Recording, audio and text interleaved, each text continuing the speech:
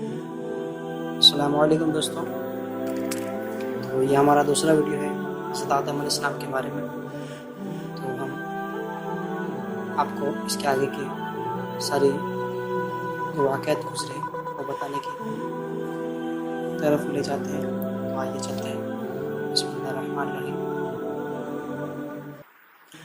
اللہ تعالیٰ نے فرشتوں کو مخاطب کیا اور فرمایا، سورہ بقرہ کی آیت جس کا ترجمہ ہے، بے شک میں زمین میں ایک نائب بنانے والا ہوں۔ اس آیت مبارکہ میں یہ بتایا جا رہا ہے کہ اللہ تعالیٰ نے ارادہ فرمایا کہ آدم علیہ السلام اور ان کی اولاد کی تخلیق کے بارے میں انہیں آگاہ کروں، جو ایک کے بعد دیگرے زمین میں اس کے خلیفہ اور نائب ہوں گے۔ اللہ تعالیٰ سورہ انعام میں فرماتا ہے ترجمہ، اور ایک جگہ اللہ تعالیٰ فرماتا ہے جس کا ترجمہ ہے، فرشتوں کا اللہ تعالیٰ کا حضرت آدم علیہ السلام اور اس کی اولاد کی تخلیق سے باخبر کرنا بغرض تعظیم و تکریم تھا، اس طرح کہ کسی امر عظیم کے ہونے سے پہلے اس کی خبر دے دی جائے، اور فرشتوں کا بھی کسی اعتراض کی وجہ سے نہ تھا، بلکہ وہ چاہتے تھے کہ آدم خاکی کی تخلیق کی وجہ اور حکمت سے معلومات حاصل کریں۔ فرشتوں کو نہ تو آدم علیہ السلام سے حسد تھا اور نہ وہ ان کی شان کے منکر تھے، صرف یہ جاننا چاہتے تھے کہ اس کی تخلیق میں کون سا راز چھپا ہوا ہے۔ لیکن بعض مفسرین کو یہ فہم لاحق ہوا ہے کہ شاید فرشتوں کا یہ اعتراض تنقیص شان یا حسد کی بنا پر تھا۔ فرشتوں نے عرض کیا، سورہ بقرہ کی آیت ہے، اس کا ترجمہ ہے، کیا اس کو نائب بنائے گا جو اس زمین میں فساد پھیلائیں گے؟ اور یہ بھی کہا گیا ہے کہ حضرت آدم علیہ السلام سے پہلے جنات کی تخلیق ہو چکی تھی، اور وہ آپس میں لڑتے جھگڑتے رہتے تھے اور زمین میں فتنہ فساد کرتے رہتے تھے۔ یہ قول حضرت قتادہ کا ہے۔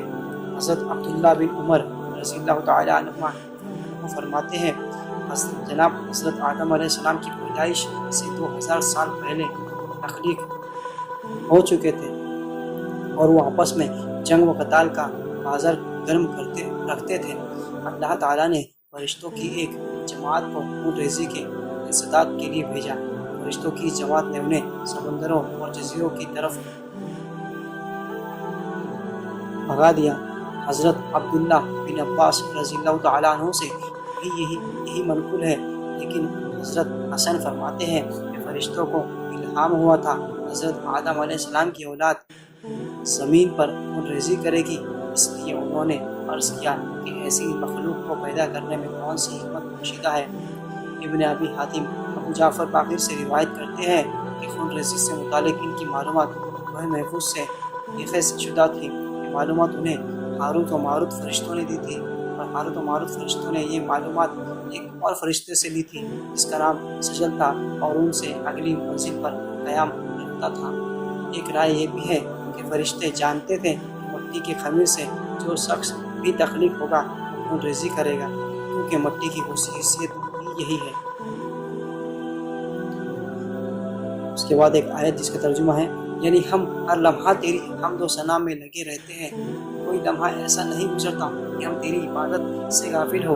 اگر آدم اور اولاد آدم کی تخلیق کا مقصد تیری عبادت ہے تو ہم ایک لمحہ کے لیے بھی عبادت سے غفلت نہیں کرتے۔ ہم دن رات ہم تیری تسبیح، حمد و ثنا اور عبادت اور ریاضت کا فریضہ سر انجام دیتے رہتے ہیں۔ اس کے بعد قال انی اعلم ما لا تعلمون، اس کا ترجمہ یعنی کہ آدم علیہ السلام کے راز کو میں خوب جانتا ہوں، لیکن تم کو اس حقیقت کا علم نہیں، اور عنقریب تم دیکھو گے کہ اس کی اولاد سے نہایت ہی جلیل قدر انبیاء علیہ السلام، رسول، صدیق، شہداء اور صالحین قیامت تک پیدا ہوتے رہیں گے۔ سبحان اللہ۔ تو اللہ تعالیٰ کے فرشتوں کے بارے میں یہاں پر ہمیں ساری چیزیں کلیئر ہو گئی کہ وہ مطلب کسی طرح کا حسد یا ظلم نہیں رکھتے تھے، وہ تو بس جاننا چاہتے تھے کہ آدم کے اندر اللہ تعالیٰ نے کیا راز پوشیدہ رکھا ہوا ہے، اور اس کے علاوہ اور بھی کئی ساری باتیں کی۔ تو آئیے اس کے بعد اللہ نے جو تمام اشیاء کے ناموں کا علم حضرت آدم علیہ السلام کو دیا تھا اس کے بارے میں صفات فرماتے ہیں۔ پھر اللہ تعالیٰ نے حضرت آدم علیہ السلام کے شرف و علم و معرفت کو فرشتوں کے سامنے بیان کیا اور فرمایا، سورہ بقرہ کی آیت ہے، وَعَلَمَ آدَمُ الْأَسْمَاءَ كُلَّهَا۔ حضرت عبداللہ ابن عباس رضی اللہ تعالیٰ عنہما فرماتے ہیں یہ وہ اسمات ہیں جن کو انسان آج بھی جانتے ہیں، مثلا انسان، جانور، زمین، صحرا، پہاڑ، اونٹ، گدھے اور دنیا کی دوسری تمام اشیاء کے نام۔ حضرت مجاہد فرماتے ہیں کہ اللہ تعالیٰ نے حضرت آدم علیہ السلام کو تمام نام سکھا دیے تھے تاکہ کھانے پینے کے برتن، ہڈیاں، کمبی اور دوسری تمام چھوٹی چھوٹی چیزوں کے نام بھی، اور دنیا میں کوئی ایسی چیز نہ ہوگی جس کا نام حضرت آدم علیہ السلام کو نہ سکھایا گیا ہو۔ حضرت مجاہد کا ایک دوسرا قول یہ بھی ہے کہ اللہ تعالیٰ نے حضرت آدم علیہ السلام کو ہر جانور کا، ہر پرندے کا اور ہر چیز کا نام سکھا دیا تھا۔ سبحان اللہ۔ حضرت سعید بن جبیر اور حضرت قتادہ اور دیگر مفسرین کی یہی رائے ہے۔ حضرت ربیع رحمۃ اللہ تعالیٰ علیہ فرماتے ہیں اللہ تعالیٰ نے حضرت آدم علیہ السلام کو صرف فرشتوں کے اسماء تعلیم فرمائے تھے۔ حضرت عبدالرحمن بن زید رحمۃ اللہ تعالیٰ علیہ کا قول ہے کہ اللہ تعالیٰ نے حضرت آدم علیہ السلام کو اپنی تمام اولاد کے نام سکھا دیے تھے، اور صحیح بات یہ ہے کہ اللہ تعالیٰ نے حضرت آدم علیہ السلام کو تمام ذوات اور ان کے افعال کے نام بتا دیے تھے، اور چھوٹی بڑی کوئی ایسی چیز نہیں ہوتی جس سے آپ لا علم رہے ہو، جیسا کہ حضرت عبداللہ بن عباس رضی اللہ تعالیٰ عنہ نے اس کی طرف اشارہ کیا ہے۔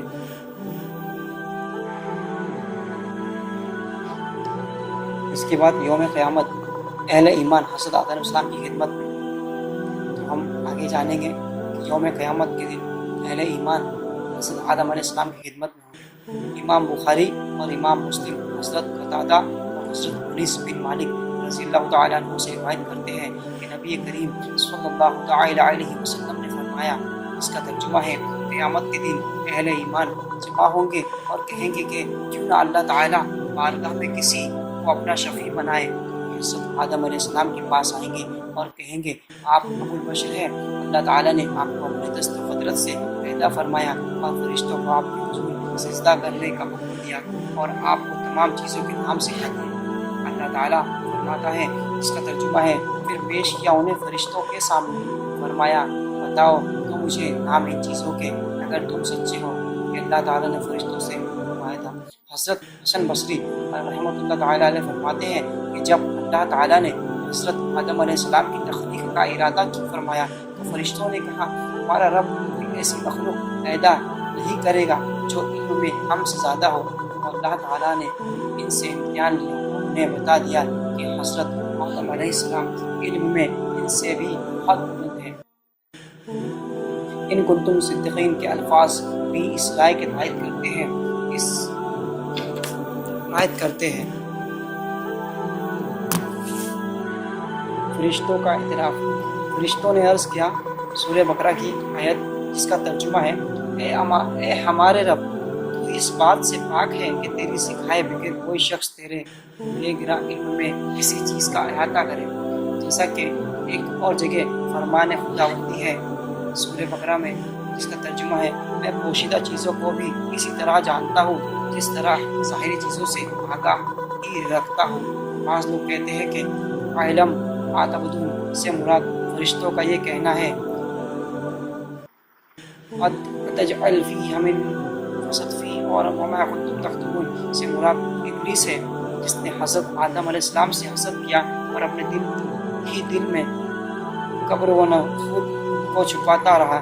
یہ قول سعید بن جبیر، مجاہد، صدیق، طحاق اور ثوری رحمۃ اللہ تعالیٰ علیہ کا ہے، اور اسی کو علامہ ابن جریر رحمۃ اللہ تعالیٰ علیہ نے اختیار کیا ہے، جبکہ ابو عالیہ، ربیع، حسن اور قتادہ کہتے ہیں کہ وہ وما کنتم تکتمون سے مراد یہ ہے کہ فرشتے سمجھتے تھے ہمارا رب ہرگز کوئی ایسی مخلوق پیدا نہیں کرے گا جو علم میں ہم سے بڑھ کر ہو اور جو اس کے بارگاہ میں ہم سے زیادہ عزت و احترام حاصل ہو۔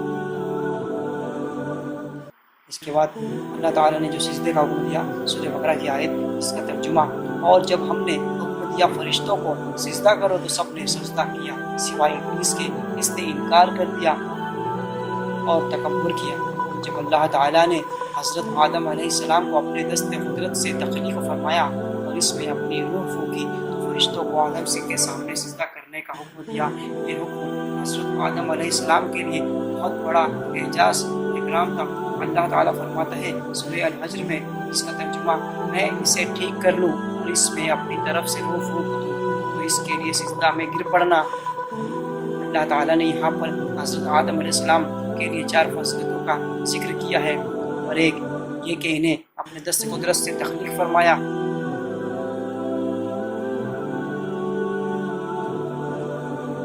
نمبر 2 کہ یہ کہ ان میں اپنی روح پھونکی۔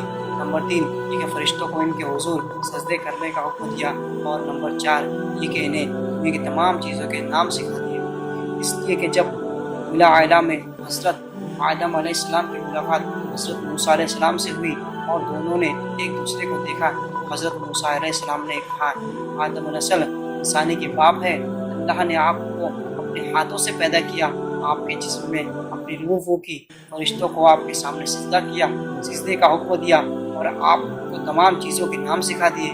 اسی طرح قیامت کے دن بھی پہلے محشر آپ سے عرض کریں گے، جیسا کہ پہلے بیان ہو چکا ہے۔ انشاءاللہ اس سلسلے میں مزید گفتگو آگے آ رہی ہے۔ اللہ تعالیٰ نے ایک اور جگہ ارشاد فرمایا ہے سورہ الاعراف میں، جس کا ترجمہ ہے، اور بے شک ہم نے پیدا کیا تمہیں، پھر خاص شکل و صورت بنائی تمہاری، پھر حکم دیا اپنے فرشتوں کو کہ سجدہ کرو آدم کو، انہوں نے سجدہ کیا سوائے ابلیس کے، نہ تھا وہ سجدے کرنے والوں۔ اللہ تعالیٰ نے فرمایا، اس چیز نے تجھے روکا اس سے کہ تو سجدہ کرے جبکہ میں نے حکم تجھے دیا؟ ابلیس نے کہا، کیونکہ میں بہتر ہوں اس سے، تو نے پیدا کیا مجھے آگ سے اور تو نے پیدا کیا اسے کیچڑ سے۔ حضرت حسن بصری رحمۃ اللہ تعالیٰ علیہ فرماتے ہیں کہ ابلیس نے قیاس کیا اور وہی سب سے پہلے قیاس کرنے والا ہے۔ امام محمد بن سیرین رحمۃ اللہ تعالیٰ علیہ فرماتے ہیں کہ سورج اور چاند کی پرستش بھی محض قیاس کی وجہ سے کی جاتی ہے۔ ان دونوں آراء کو ابن جریر نے روایت کیا ہے۔ مطلب یہ ہے کہ جب شیطان نے حضرت آدم علیہ السلام اور اپنے درمیان موازنہ کیا تو اپنے آپ کو حضرت آدم علیہ السلام سے افضل تصور کیا، اس لیے سجدہ کرنے سے رک گیا، حالانکہ اللہ نے حضرت آدم علیہ السلام کو سجدے کا حکم دیا تھا۔ یہ حکم فرشتوں کو بھی تھا اور ابلیس کو بھی۔ فرشتوں نے تو حکم کی اطاعت کی، مگر ابلیس کا قیاس فی نفسافی بھی فاسد تھا، کیونکہ مٹی آگ سے زیادہ نفع بخش اور زیادہ بہتر ہے۔ مٹی میں حلم و بردباری، عاجزی اور انکساری اور نمو ور سرخیزی جیسی خوبیاں پائی جاتی ہیں، جبکہ آگ میں تیش، ہلکا پن، تیزی اور جلانے جیسے اوصاف موجود ہیں۔ حضرت آدم علیہ السلام کو اللہ تعالیٰ نے یہ شرف بھی عطا کیا تھا، ان کی تخلیق میں دست قدرت سے کی تھی اور ان میں اپنی روح پھونکی تھی، اور انہی اوصاف حمیدہ کی وجہ سے فرشتوں کو حکم دیا کہ وہ آدم کے سامنے سجدہ کریں، جیسا کہ فرمان خداوندی ہے سورہ الحجر میں۔ ابلیس بارگاہ خداوندی سے اس سلوک کا مستحق تھا کہ وہ حضرت آدم علیہ السلام کی تنقیص شان پر اترا گیا تھا، اور ابلیس کا حضرت آدم علیہ السلام کو حقیر تصور کرنا اور اپنے آپ کو ان سے عرفہ و اعلیٰ کہنا وہ الہی کی مخالفت تھی، کیونکہ علی التحقیق حضرت آدم علیہ السلام کو نسب اس سے اعلیٰ فا قرار دے دیا گیا تھا جس کی وہ مخالفت کر رہا تھا۔ ابلیس نے معذرت بھی کی، لیکن معذرت میں ایک ایسا طریقہ اختیار کیا جس نے اسے کوئی فائدہ نہ دیا، بلکہ اس کا معذرت کرنا اس کے گناہ سے کہیں زیادہ مستحقی قرار پایا، جیسا کہ اللہ تعالیٰ فرماتا ہے سورہ الاسراء میں اس کا ترجمہ، اور ایک جگہ ارشاد ربانی ہے سورہ الکہف میں، یعنی شیطانوں نے اناد کی وجہ سے جان بوجھ کر اطاعت خداوندی سے منہ موڑا اور تکبر اور غرور میں آ کر حکم الہی سے سرتابی کی، اور اس سرکشی کی اصل وجہ یہ تھی کہ اس کی طبیعت میں خیانت تھی، اور اس کا خبیث مادہ اسی نافرمانی کی احتیاط رکھتا تھا۔ شیطان کی تخلیق میں ناری مادہ استعمال ہوا تھا، جیسا کہ پہلے بیان کیا جا چکا ہے۔ دوستو، ہم آگے جانیں گے کہ فرشتوں، انسانوں، جنوں کی تخلیق کس چیز سے ہوئی۔ صحیح مسلم میں حضرت عائشہ صدیقہ رضی اللہ تعالیٰ عنہ سے روایت ہے، نبی کریم صلی اللہ تعالیٰ علیہ وسلم نے فرمایا، جس کا ترجمہ ہے، فرشتوں کو نور سے پیدا کیا گیا، جنوں کو آگ کے شعلے سے، جب حضرت آدم علیہ السلام کو اس مادہ سے پیدا کیا گیا جو تمہیں بتا دیا گیا ہے، یعنی مٹی سے۔ حضرت حسن بصری رحمۃ اللہ تعالیٰ علیہ فرماتے ہیں ابلیس کبھی بھی فرشتوں میں سے نہ تھا۔ شہر بن اوشب کہتے ہیں ابلیس جنوں میں سے تھا، بس جب جنوں نے زمین میں فساد برپا کیا تو اللہ تعالیٰ نے ان کی سرکوبی کے لیے فرشتوں کا ایک لشکر بھیجا جنہوں نے ان کو مارا اور سمندری جزیروں کی طرف مار بھگایا۔ ابلیس فرشتوں کے ہاتھوں قید ہو گیا تھا۔ فرشتے اسے اپنے ساتھ آسمان پر لے گئے تھے تو وہ ادھر ہی رہا، بس جب فرشتوں کو اللہ تعالیٰ نے سجدے کا حکم دیا تو ابلیس نے انکار کر دیا۔ حضرت ابن مسعود، ابن عباس رضی اللہ تعالیٰ عنہ اور صحابہ رضی اللہ تعالیٰ عنہ کی ایک جماعت اور سعید ابن المسیب اور دیگر کثیر مفسرین فرماتے ہیں کہ ابلیس آسمان دنیا پر فرشتوں کا رئیس تھا۔ حضرت ابن عباس رضی اللہ تعالیٰ عنہ فرماتے ہیں اس کا اصل نام عزازیل ہے، اور انہی سے دوسرے روایت یہ ہے کہ اس کا نام حارث ہے۔ وقاص کا قول ہے کہ ابلیس کی کنیت ابو کردوس ہے۔ حضرت ابن عباس رضی اللہ عنہ فرماتے ہیں ابلیس کا تعلق فرشتوں کے ایک قبیلے سے ہے، اس کا نام جن ہے۔ فرشتوں کا یہ قبیلہ جنتی نعمتوں کے خزانچی ہے اور دوسرے فرشتوں سے علم و عبادت کے میدان میں عالی ہے اور سب فرشتوں سے افضل ہے۔ ابلیس بھی بہت اشرف و برگزیدہ فرشتہ تھا اور اس کے 4 نورانی پر تھے، لیکن اللہ تعالیٰ نے اسے رائندہ درگاہ شیطان بنا دیا۔ اللہ تعالیٰ سورہ سواد میں فرماتا ہے اور اس کے ساتھ ایک اور جگہ اللہ تعالیٰ سورہ الاعراف میں فرماتا ہے ترجمہ یعنی تو نے مجھے گمراہ کر دیا ہے، اس لیے میں ان کی طاق میں ہر سیدھے راستے پر ہاتھ لگا کر بیٹھوں گا اور میں ہر جہت سے ان پر حملہ کروں گا۔ بس وہ شخص سعادت مند ہوگا جو اس دین کی مخالفت پر کمر بستہ ہوگا، اور جو اس کے کہنے میں آ گیا وہ شقی اور بدبخت بن جائے گا۔ امام احمد نے سالم بن ابی جعد اور صبدہ بن ابی فاقہ سے روایت کرتے ہیں کہ حضور نبی کریم حضرت محمد مصطفیٰ صلی اللہ تعالیٰ علیہ وسلم نے فرمایا بے شک شیطان ابن آدم کی گھاٹ میں اس کے تمام راستوں پر بیٹھا ہوا ہے۔ مفسرین کرام نے سجدے پر معمور ملائکہ کے بارے میں مختلف اقوال بیان کیے ہیں۔ نمبر 1 کہ تمام فرشتوں نے سجدہ کیا، اس آیت کے عموم سے واضح ہے کہ جمہور کا قول ہے۔ نمبر 2 یا اس سے مراد فرشتے ہیں جو زمین پر معمور ہیں، جیسا کہ ابن جریر نے صحاب کے واسطے سے حضرت ابن عباس رضی اللہ تعالیٰ عنہ کا قول نقل کیا ہے۔ اگرچہ بعض علماء متاخرین نے اس قول کو ترجیح دی ہے، لیکن اس کے سند منقطع ہے اور اس کے سیاق کلام میں بھی کمزوری ہے۔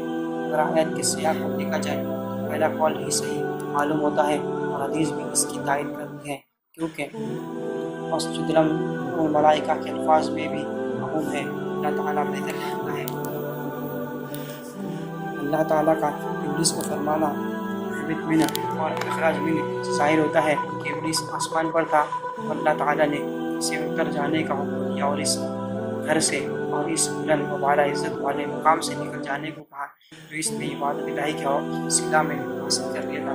ابلیس طاقت و عبادت میں ملائکہ کے مشابہ ہو گیا تھا، لیکن جب اس نے اناد و سرکشی کا راستہ اختیار کیا اور قبر و نخود میں آ کر اپنے خدا کی مخالفت پر اتر آیا تو اس سے یہ مقام سلب کر لیا گیا۔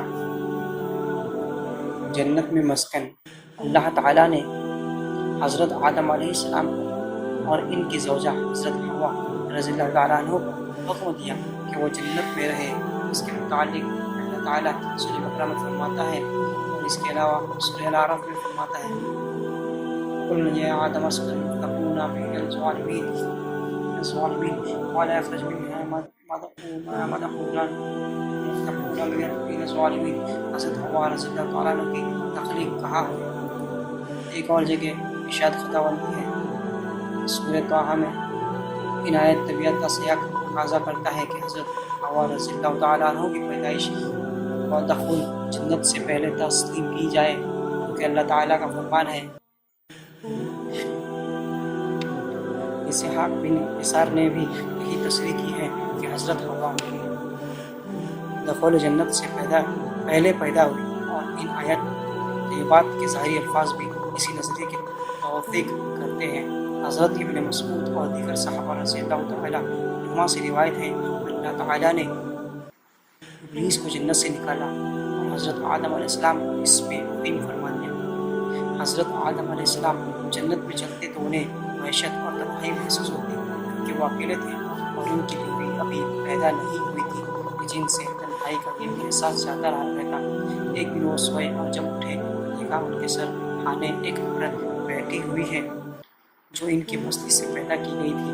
حضرت آدم علیہ السلام نے پوچھا تو کون ہے؟ اس نے جواب دیا میں عورت ہوں۔ آپ نے پھر پوچھا مجھے کس لیے پیدا کیا گیا ہے؟ اس نے بتایا تاکہ میری وجہ سے آپ کو راحت آرام نصیب ہو۔ پھر فرشتوں نے حضرت آدم علیہ السلام کی وسعت علمی کا اندازہ لگانے کے لیے پوچھا اے آدم اس عورت کا نام کیا ہے؟ تو آپ نے بتایا اس کا نام ہوا ہے۔ فرشتوں نے پھر سوال کیا اس کا نام ہوا کیوں رکھا گیا ہے؟ تو آپ نے فرمایا اس لیے کہ اسے ایک زندہ جسم سے پیدا کیا گیا ہے۔ محمد بن اسحاق رحمۃ اللہ تعالیٰ علیہ حضرت ابن عباس رضی اللہ تعالیٰ عنہ سے روایت کرتے ہیں کہ حضرت حوا کی تخلیق فصلی سے ہوئی۔ جب حضرت آدم علیہ السلام سوئے تھے تو ان کی مائی فصلی نکال کر حوا کو تخلیق کیا گیا اور اس کی جگہ گوشت بھر دیا گیا۔ اللہ تعالیٰ کے اس فرمان سے بھی یہ ظاہر ہوتا ہے۔ سورہ نساء کی آیت اس کا ترجمہ اور اسی طرح دوسرا فرمان خداوند بھی اس کی آیت میں ہے۔ سورہ الاعراف اس بارے میں انشاءاللہ اگلے سبق میں آئندہ ویڈیوز میں بیان کیا جائے گا۔ تب تک کے لیے خدا حافظ۔ آپ ہمارے اس ویڈیو کو شیئر و لائک ضرور کریں اور مزید ویڈیوز کے لیے ہمارے چینل کو دیکھتے رہیے۔ السلام علیکم۔